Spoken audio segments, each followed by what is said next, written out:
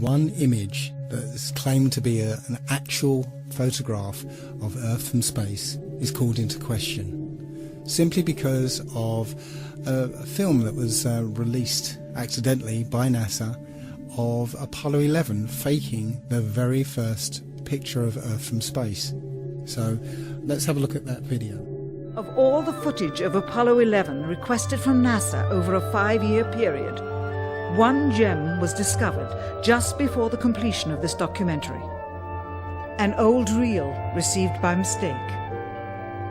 It contains the raw or unedited footage of the crew of Apollo 11, Michael Collins, Edwin Aldrin Jr. and Neil Armstrong, staging part of their mission for nearly an hour in living color, with exceptionally clear behind-the-scenes audio of conversations discussing the techniques used to achieve a disingenuous picture depicting the Earth at a distance, in order to falsely demonstrate their far journey from it and their ability to survive passing through the Van Allen radiation belts. It cannot be misconstrued that this staging was done for some other reason prior to the mission, for the reel itself is slated and dated July 18th, 19th and 20th, 1969, the very days of the mission when they were said to be approaching and achieving lunar orbit. Furthermore, it is apparent they are in genuine zero gravity aboard the actual spacecraft, necessary to convince the mass media of their authenticity, just not any further than Earth orbit, as you will see. In this never-before-seen or heard footage, not only is the radio conversation between the astronauts and Houston Control audible, there is a secondary, private conversation taking place between the crew and a third, confidential party, prompting the astronauts with what to say, when to speak, and how to effectively manipulate the camera to achieve the desired misleading effect. NASA claims that the Houston transmissions were the only ones taking place with the astronauts. Listen now as Houston Control initiates a conversation with the crew, only to find them too preoccupied with the behind-the-scenes trickery to respond. Moments pass and the oversight is picked up on by the clandestine third party, who quickly prompts them with talk. Immediately, Neil Armstrong speaks. Hello, Apollo 11. Houston, Goldstone says that the TV looks great. Over.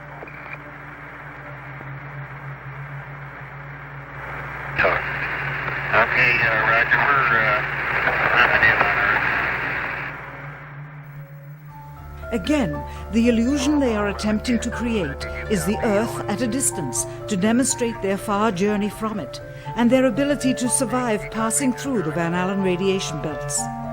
Understand, too, that only about 20 seconds of this raw footage was ever broadcast to the public, and these conversations discussing their deception were believed to be private, until now. Here they discuss that these television transmissions were in fact not broadcast live as everyone believed. They were first screened and edited for playback later. Roger, Neil. We just wanted a narrative such that we can, when we get to playback, we can sort of correlate what we're seeing. Thank you very much. Here they discuss the fact that they have turned out the lights and have blocked out sunlight from entering the spacecraft through the other windows, as to not cause any reflected light to fall onto the spacecraft's wall in the foreground. Okay, very good. Well, we shut out the sun coming in some of the other windows into the spacecraft, so it's looking through the number one window, and there isn't any reflected light. The reason this was done is so that the truth of the matter would not be revealed. It is this. Though the federal government would have you believe that this is a view of Earth from a distance out of the spacecraft's window as it nears the moon, it is not. What they have ingeniously done is placed the camera at the back of the spacecraft and centered the lens on a circular window in the foreground, outside of which it is completely filled with the Earth in low orbit. The circumference of the window then appears to be the diameter of the Earth at a distance, with the darkened walls of the spacecraft appearing to be the blackness of space around it. That is why they wanted the interior dark and blocked out the sun from entering through the other windows. Here you can see the extruded window, probably 2 inches thick at the bottom.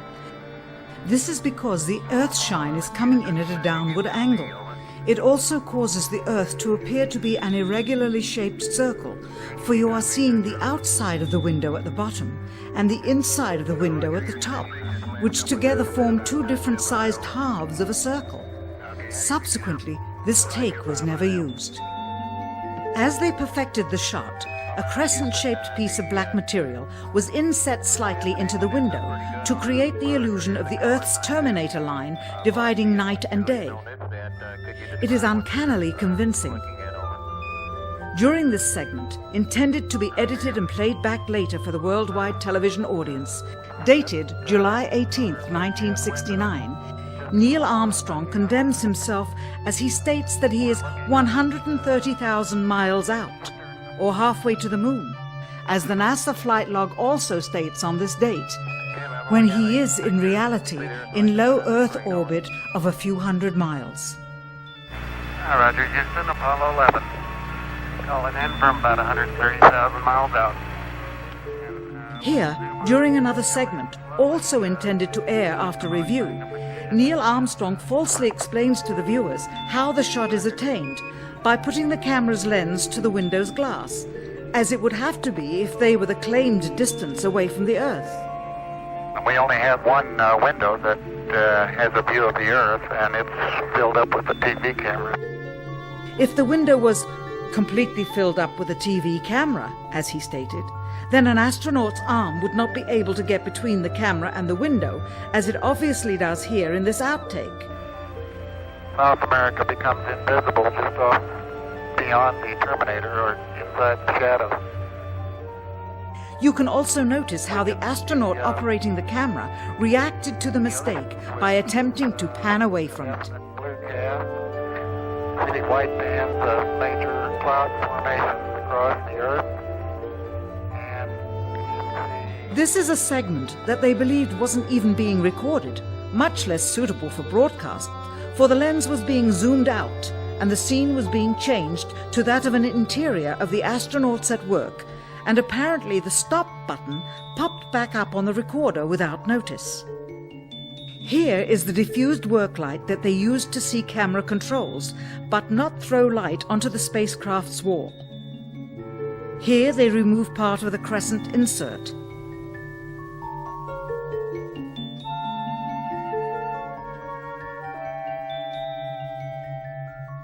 Finally, the iris is opened up and you can see the real location of the camera and the very bright and near Earth out the window. Here is the slate for the 19th of July, and the same shot of trickery on the 19th of July, and then the 20th, and the same misleading shot on the 20th. Later that evening, they were said to be walking on the moon. How can this be when they were in Earth orbit only 9 hours earlier, and the moon is some 3 days' journey away? Furthermore, if they genuinely went to the moon, why would they be faking any part of it? Why this trickery with the window? By faking being halfway to the moon, it becomes apparent that they did so because they could not even go halfway. It thus confirms that the stumbling block to their success was the lethal radiation of the Van Allen radiation belts. Since the same equipment was used on the subsequent missions in the 40 months that followed, none of them could have gone to the moon. They only increased their proficiency at staging them.